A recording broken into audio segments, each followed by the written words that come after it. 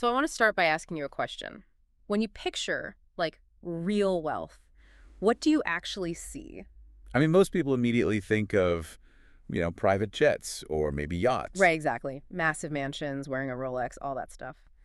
But today we are doing a deep dive that is designed to just completely shatter that illusion. Yeah, it really does. The reality is so much more, well, boring than the cinematic version we're used to. It really is. So we're pulling from this documentary-style video blueprint called The Real Paths to Wealth, and we're crossing that with this massive, brutally honest internet forum thread. And this thread is wild because it's just genuinely wealthy men confessing exactly how they built their net worths. No PR stint, right? Exactly. No authors trying to sell you a book, just raw data.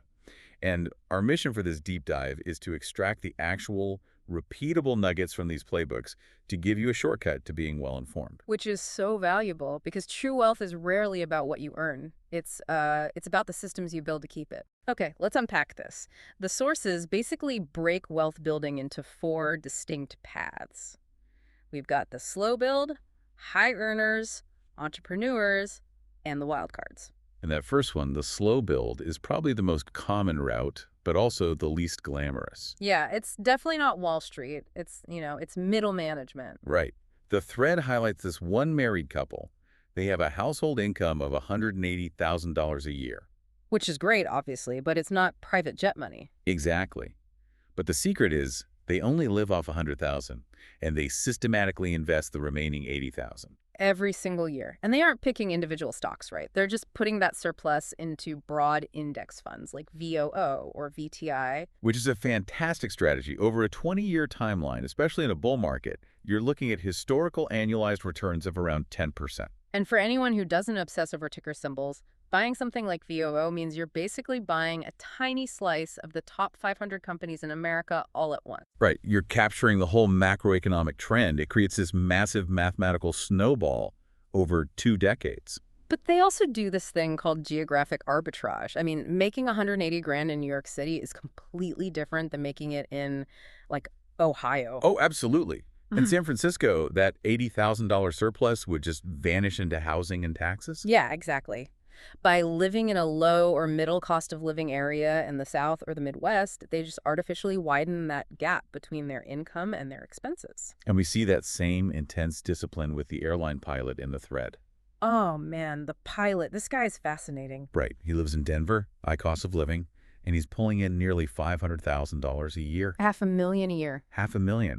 And yet he drives a 22-year-old Mini Cooper S that he bought brand new. That is just wild to me. And he lives in a super modest, like, 1,700 square foot house.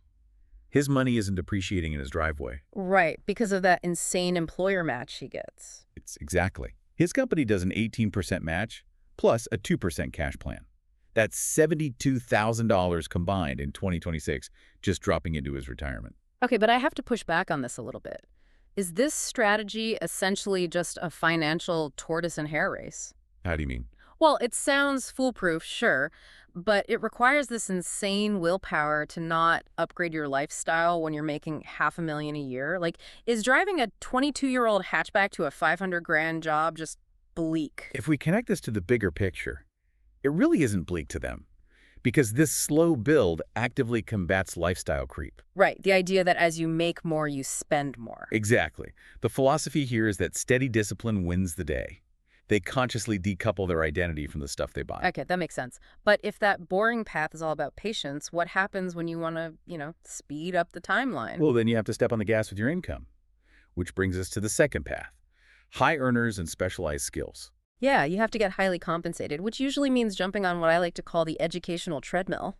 It's a very accurate term. Take the anesthesiologist from the thread. Right, the guy who finished his residency at 30. Yeah, and now he makes $500,000 at what he calls a chill academic state university job. Which is crazy money. And he saves 80 grand in retirement, plus another 50 to 100 grand in a brokerage account every year. And he minimizes costs by having a stay-at-home spouse, which whites out childcare expenses entirely. But getting there is just grueling. Look at the corporate strategy executive. Oh, his path was incredibly rough. Right. He's 39 now, household income of $650,000, $2 million net worth.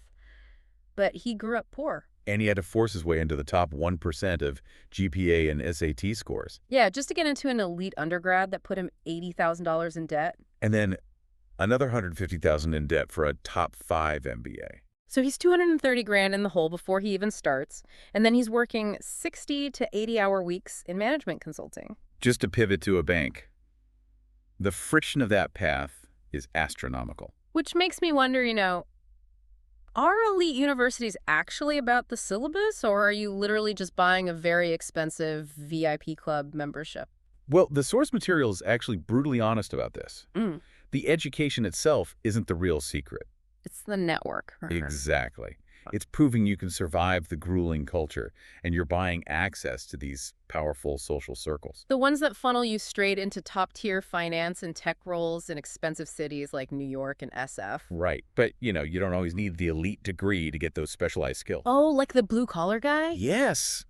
The guy who joined the military, got a union factory job, and just noticed a massive inefficiency. Right. There were these machines that everyone hated and nobody wanted to touch. So he became the absolute expert on them. He eventually got an engineering degree and developed a protected system for them. And it saved the company millions. He basically made himself entirely indispensable. Exactly. But even with these high earners, there's still a limit. Yeah, because they're still trading their time for money, like that consultant working 80 hours a week. Right. If you want to completely decouple your time from your income, you have to build an asset. Which transitions us to the entrepreneurs, the guys building and selling businesses. This is where you see generational wealth. Like the founder in the thread who started in 2014. Oh, yeah. He grew it and sold it in 2025 for a net worth of $107 million. Which is incredible. But honestly, the uncool businesses are just as fascinating. Yes, the pest control guy. Exactly. He spent 30 years growing a pest control business to $8 million a year in revenue. Which just sounds so unglamorous, but it prints money. What's fascinating here is one specific detail he mentioned. 90% recurring revenue. Right, meaning his customers are on annual contracts. Yeah.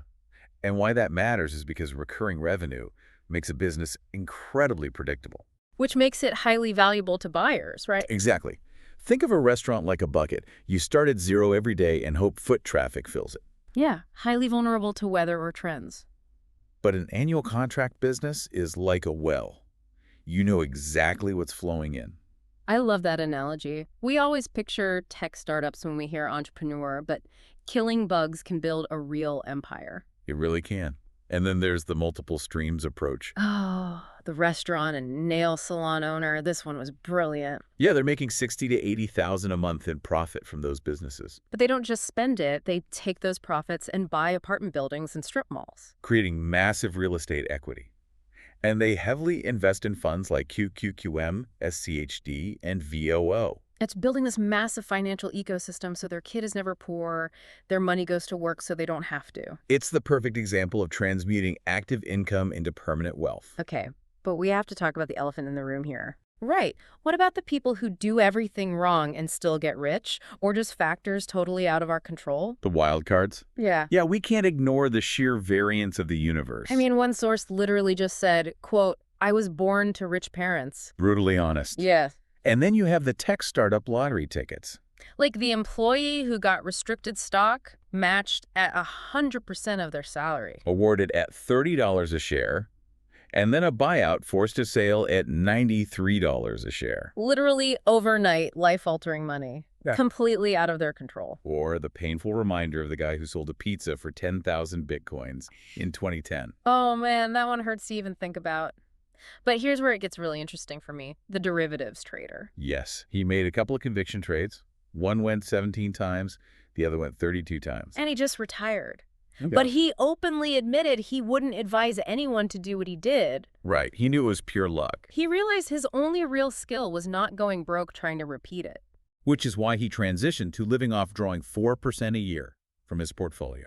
Which provides like an average lawyer's salary, right? Yeah, and that 4% withdrawal rate is the mathematical backbone of the Trinity study. Meaning if you withdraw 4% adjusted for inflation, your portfolio growth generally outpaces the withdrawals. Exactly. It's how you maintain that upper middle class lifestyle without working virtually forever. Okay, so luck is uncontrollable. But multiple sources point out this ultimate multiplier that you actually can control. Spousal alignment. Yes, the lawyer and the veterinarian who sold her practice.